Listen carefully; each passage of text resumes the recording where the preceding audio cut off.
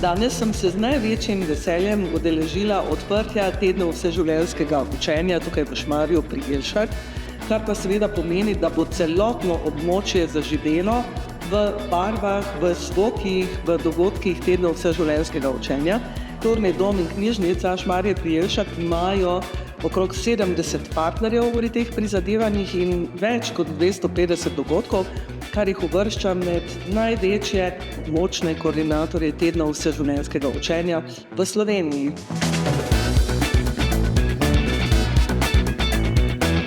Knjižnica Šmarje pri Jelšah je ena naših najljubših partnerjev zato,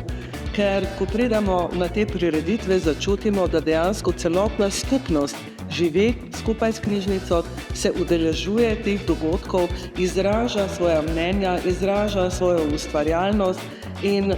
ljudje se med seboj povezujejo, družijo se, imajo lepo in se ob tem tudi marsičesa naučijo.